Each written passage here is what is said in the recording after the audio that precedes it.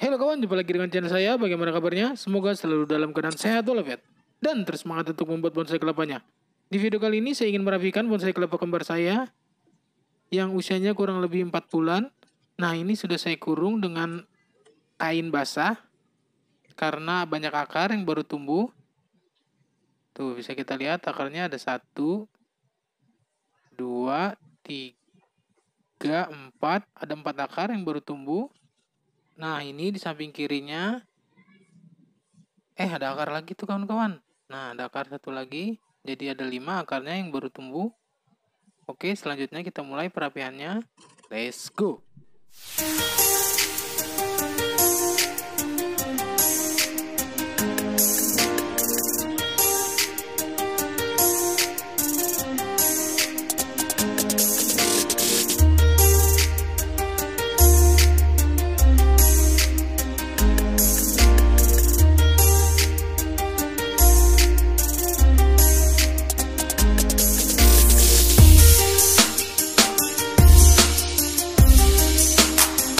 Oke, ini langsung saja kita lakukan penyayatan pada bonsai kelapa kembarnya. Dari mana nih anaknya? Ntar dulu sebentar. Nah, kita mulai dari yang sini dulu nih. Karena selaput pelepahnya sudah mulai panjang. Nah, sambil menyayat, saya ingin berbagi tips atau cara kepada kawan-kawan semua yang saya lakukan pada bonsai kelapa kembar saya. Yang pertama, saya lakukan penyayatan itu kurang lebih 3 hari sekali atau pas selaput pelepahnya sudah mulai memanjang. Karena kalau tidak dilakukan penyayatan pada selaput pelepah, itu akan membuat tunas yang baru menjulur ke atas dan menjadi panjang dan kurang enak dilihatnya. Lalu selanjutnya ini untuk perawatan hariannya, biasanya saya melakukan penyiraman 1 hari sekali. Dan kalau untuk memperbanyak akar, sebenarnya itu tidak ada caranya ya kawan-kawan. Itu tergantung dari bahan yang kita punya, apakah dia cepat merangsang akar atau tidak. Biasanya sih saya melakukan pemrograman akar itu ketika akar baru tumbuh, mulai mentik. Nah, baru saya lakukan pembungkusan pada akarnya dengan menggunakan kain yang dililitkan ke bonggolnya, lalu dicelupkan ke botol yang berisi air.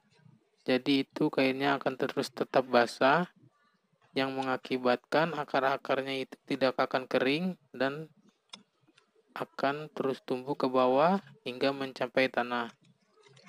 Dan kalau untuk pemupukan, biasanya saya menggunakan NPK 1616, yaitu NPK Mutiara, yang saya berikan kepada bonsai kelapa saya dalam jangka waktu kurang lebih 1 atau 2 bulan. Dan pemberiannya itu tidak harus banyak ya kawan-kawan. Biasanya sih saya menggunakannya 5 atau 4 butir saja yang saya tebar ke pinggiran-pinggiran potnya agar merata pada tanamannya. Seperti itu saya melakukan pemupukannya. Lalu kalau untuk menjaga daun, biasanya sih kalau bonsai kelapa kembar, daunnya itu saya tidak menggunakan banyak karena akan mengganggu pertumbuhan pada yang satunya. Agar seimbang antara bonggol satu dan yang satunya. Nah, ini kan sih mendapatkannya ini agak tidak seimbang ya kawan-kawan. Jadi emang dari tunasnya itu yang satu besar, yang satu kecil. Nah, cara saya menyiasatinya yaitu dengan menggunakan yang besar hanya menggunakan sedikit pelepah, lalu yang kecil saya akan memperbanyak pelepahnya.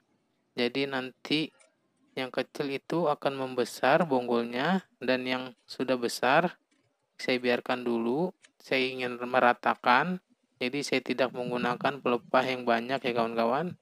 Oke, selanjutnya kalau untuk menjaga daunnya agar tetap hijau dan mengkilat, biasanya saya lakukan penyemprotan kurang lebih 2 minggu sekali menggunakan air micin yang dicampur dengan air. Loh, kok air micin dicampur dengan air?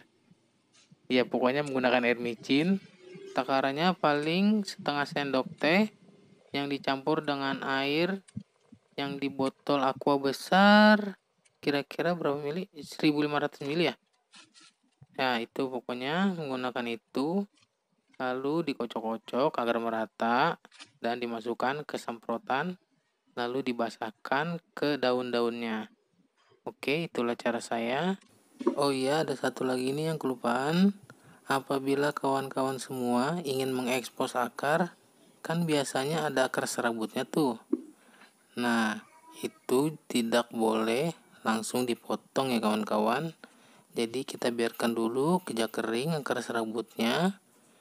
Karena kenapa? Karena kalau langsung dipotong akan membekas luka yang agak besar. Jadi dilihatnya kurang bagus. Jadi kita buat kering dulu akarnya. Nah, kalau sudah kering kan jadi menciut tuh akar serabutnya. Nah, barulah kita potong dan kita rapikan akar serabutnya. Kira-kira seperti itu cara saya.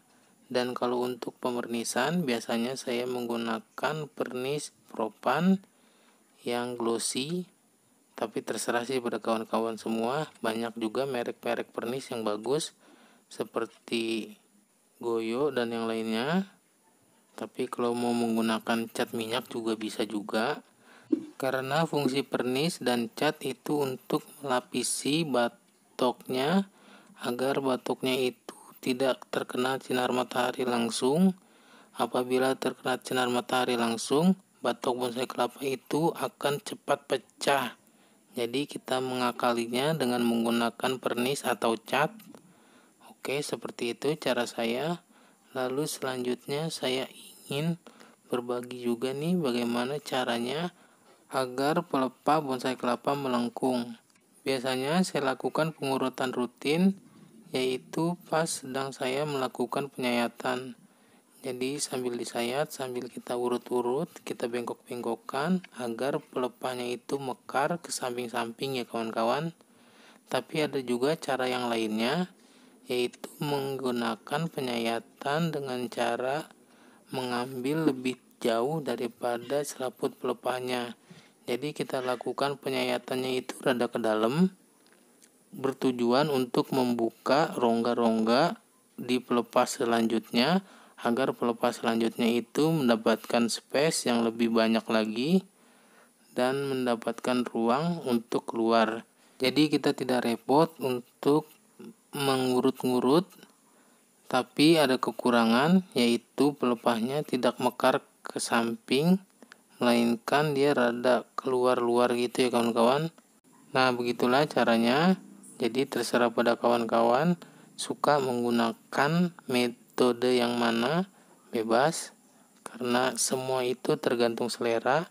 Saya tidak bisa memaksakan apa yang kawan-kawan suka. Oke, ini saya akan lakukan penyayatan lagi. Kira-kira hanya itu yang saya tahu untuk merawat dan membaguskan bonsai kelapa. Dan yang juga saya lakukan pada bonsai kelapa saya. Dan apabila kawan-kawan semua mempunyai cara-cara yang lain, boleh atau sharing di kolom komentar, tinggalkan saja pendapatnya. Oke, ini saya masih melakukan penyayatan. Apabila ada yang ingin menonton, silakan.